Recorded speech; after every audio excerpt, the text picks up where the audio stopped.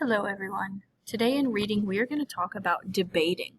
Now debating in general usually really talks about when you think about a question and some people believe one thing about it and some people believe the opposite or believe something different. It's all about different opinions.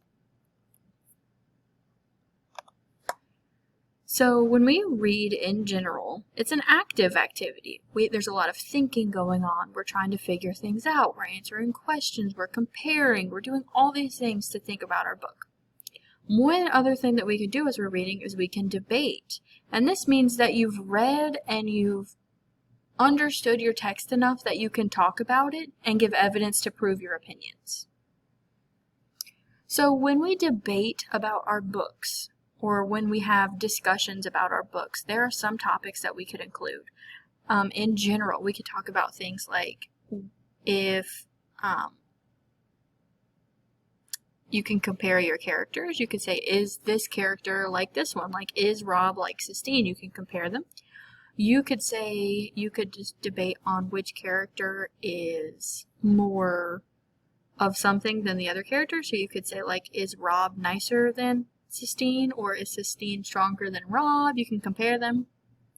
You can debate if a character is strong or weak. You can even talk about things like, does the title of the book match the book? Do you think it's a good title? All of these questions, the answers are all your opinions. They're all what you think. But everybody has different opinions. And everybody thinks differently. As long as you can prove what you think, you are fine.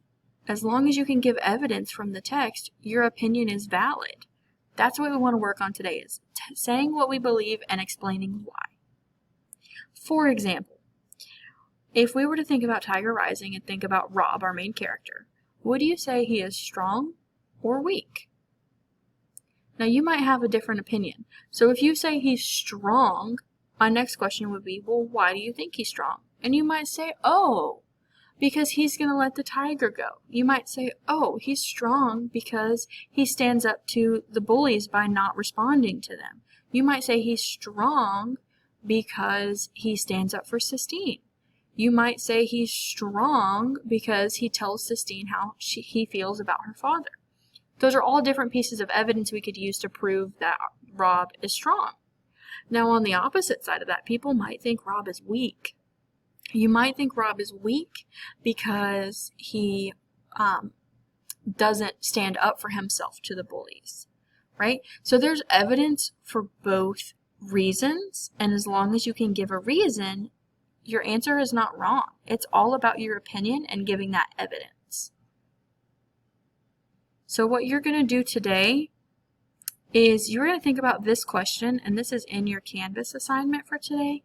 You're going to think about the question, which character, Rob or Sistine, needs a friend the most? So you're going to think about each of them and think, does Rob need a friend more, or does Sistine need a friend more?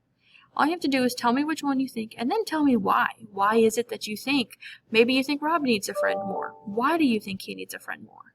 If you think it's Sistine, why does she need a friend more? So that's what you're going to talk about today. So make sure you go to Canvas, go to 922, and complete that assignment, and you are good to go.